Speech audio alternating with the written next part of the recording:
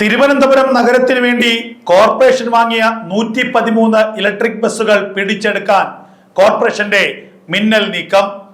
കഴിഞ്ഞ 2 ദിവസങ്ങളിലായി പുതിയ കോർപ്പറേഷൻ ഭരണസമിതി അധികാരമേറ്റതിന് പിന്നാലെ കോർപ്പറേഷൻ മേയർ വി രാജേഷ് ആവശ്യപ്പെട്ട ഏറ്റവും സുപ്രധാനമായ ഒരാവശ്യമായിരുന്നു കോർപ്പറേഷന്റെ ഫണ്ട് ഉപയോഗിച്ച് കോർപ്പറേഷനിലെ മലിനീകരണം നിയന്ത്രിക്കുന്നതിന്റെ ഭാഗമായി കോർപ്പറേഷൻ വാങ്ങിയ കോർപ്പറേഷന് വേണ്ടി കേന്ദ്ര സർക്കാർ അനുവദിച്ച 113 ഇലക്ട്രിക് ബസ്സുകൾ അത് കോർപ്പറേഷൻ പരിധി വിട്ട് ജില്ല വിട്ട് മറ്റിടങ്ങളിൽ സർവീസ് നടത്തുന്ന KSRTCയുടെ നടപടി അവസാനിപ്പിക്കണമെന്നും തിരുവനന്തപുരം കോർപ്പറേഷനിലെ സർവീസുകൾ കഴിഞ്ഞിട്ടു മതി മറ്റിടങ്ങളിലേക്ക് ആ ബസ്സുകൾ സർവീസ് നടത്തുന്നത് എന്നുമായിരുന്നു കോർപ്പറേഷൻ ആവശ്യപ്പെട്ടത്.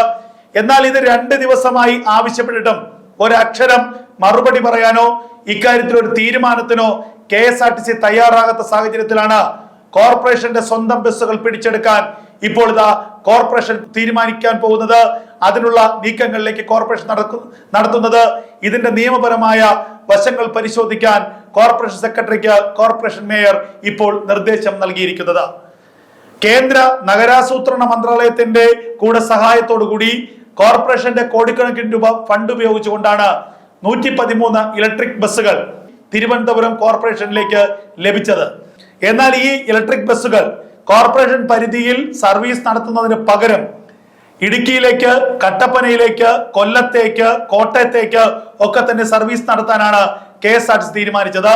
ചുരുങ്ങിയ ബസ്സുകൾ മാത്രമാണ് തലസ്ഥാന കോർപ്പറേഷൻ പരിധിയിൽ സർവീസ് നടത്തുന്നത്. തലസ്ഥാന കോർപ്പറേഷനിലെ ഗതാഗത കുരുക്ക് പരിഹരിക്കുന്നതിനും തലസ്ഥാനത്തെ ജനങ്ങൾക്ക് സുഗമമായ യാത്രാ സൗകര്യം ഒരുക്കുന്നതിനും പ്രത്യേകിച്ച് വലിയ ബസ്സുകൾ പോകാത്ത ഇട റോഡുകൾ അടക്കമുള്ളവ നിരവധിയുള്ള തിരുവനന്തപുരം കോർപ്പറേഷൻ പരിധിയിലെ ജനങ്ങൾക്ക് ഒരു സിറ്റി സർവീസ് എന്ന നിലയ്ക്ക്, ഒരു സിറ്റി ചെയിൻ സർവീസ് എന്ന നിലയ്ക്ക് ഈ ബസ്സുകൾ ഓടിച്ചാൽ വലിയ ആശ്വാസം തലസ്ഥാനത്തെ ജനങ്ങൾക്കുണ്ടാകും. അവരുടെ സാമ്പത്തിക ചെലവുകൾ കുറയ്ക്കാൻ കഴിയും. ഓട്ടോയ്ക്കും മറ്റ് അടിസ്ഥാന സൗകര്യങ്ങൾക്കും കൊടുക്കുന്ന, മറ്റ് യാത്രാ ചെലവുകൾക്കും കൊടുക്കുന്ന ഭീമമായ തുക അവർക്ക് സേവ് ചെയ്യാൻ കഴിയും, അവർക്കത് ലാഭിക്കാൻ കഴിയും. ഇതൊക്കെയായിരുന്നു ഈ ഇലക്ട്രിക് ബസ്സുകൾ തലസ്ഥാന കോർപ്പറേഷനിൽ ഇറക്കുന്നതിലൂടെ കേന്ദ്ര സർക്കാരും അതുപോലെ തന്നെ അന്നത്തെ കോർപ്പറേഷനും ലക്ഷ്യമിട്ടത്. എന്നാൽ ഈ ബസ്സുകൾ കേരളത്തിലേക്ക് എത്തി, ഈ ബസ്സുകൾ കോർപ്പറേഷന് കൈമാറി. KSRTC ആകട്ടെ ഈ ബസ്സുകളെ ലാഭമുണ്ടാക്കാനുള്ള ഒരു ഉപാധിയാക്കി മാറ്റി എന്നുള്ളതാണ് ഏറ്റവും പ്രധാനപ്പെട്ട കാര്യം. നിലയ്ക്കലിൽ നിന്ന് പമ്പയിലേക്ക് സർവീസ് നടത്തുന്നു ശബരിമല കാലത്ത്. അതുപോലെ ഇടുക്കിയിലും പീരുമേട്ടിലും ഇടുക്കിയിലെ കട്ടപ്പനയിലും മറ്റ് മേഖലകളിലുമൊക്കെ സർവീസ് നടത്തുന്നു. എന്തിനാണ് തിരുവനന്തപുരം കോർപ്പറേഷന് വേണ്ടി വാങ്ങിയ ഈ ബസ്സുകൾ കട്ടപ്പനയിലേക്ക് സർവീസ് നടത്തുന്നത്? ഈ ചോദ്യത്തിന് യാതൊരു ഉത്തരവുമില്ല.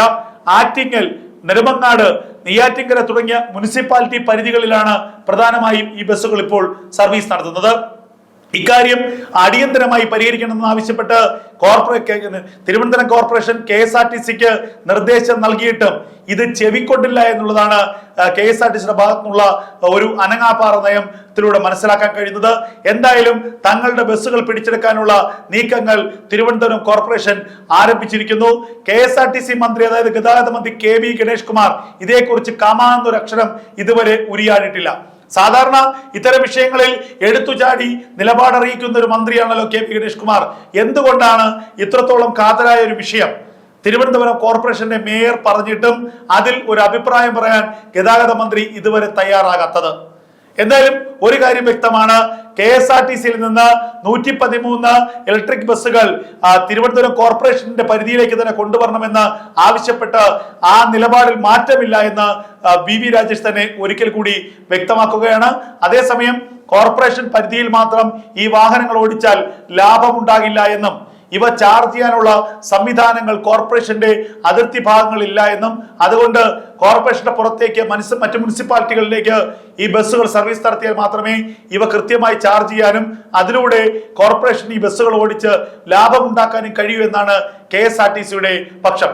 അതേസമയം ഇത് പറയുന്നത് കേട്ടാൽ ലാഭത്തോട് ലാഭമുണ്ടാക്കി കേരളത്തിലെ ഖജനാവ് മുഴുവൻ നിറയ്ക്കുന്നത് ഈ KSRTC ആണ് തോന്നും.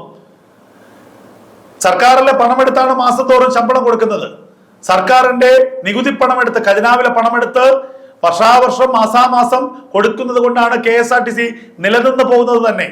ആ KSRTC ആണ് പറയുന്നത് ഈ 113 ബസ്സുകൾ തിരുവനന്തപുരം നഗരത്തിനുള്ളിൽ ഓടിച്ചാൽ ലാഭമുണ്ടാകില്ല. അതുകൊണ്ടാണ് ഞങ്ങൾ തിരുവനന്തപുരം നഗരത്തിന് പുറത്തേക്ക് ഓടിക്കുന്നത്. തിരുവനന്തപുരത്ത് ഓടിക്കാനായി വാങ്ങിയ ബസ്സുകൾ കട്ടപ്പനയിലേക്കും ഇടുക്കിയിലേക്കും പീരിമേട്ടിലേക്കും എന്തിനു പോകുന്നു എന്ന ചോദ്യത്തിനും ഒരു മറുപടിയുമില്ല. എന്തായാലും 113 ഇലക്ട്രിക് ബസ്സുകൾ ഇനി തലസ്ഥാന നഗരത്തിൽ മാത്രം ഓടിയാൽ മതി എന്ന അതിശക്തമായ നിലപാടുമായി തിരുവനന്തപുരം കോർപ്പറേഷൻ മുന്നോട്ട് പോവുകയാണ്. KSRTC മന്ത്രി KB ഗണേഷ് കുമാറിന്റെ നിലപാട് കാര്യത്തിൽ എന്താണ് എന്നുള്ളതാണ് ഇനി കാത്തിരുന്നു കാണേണ്ടത്.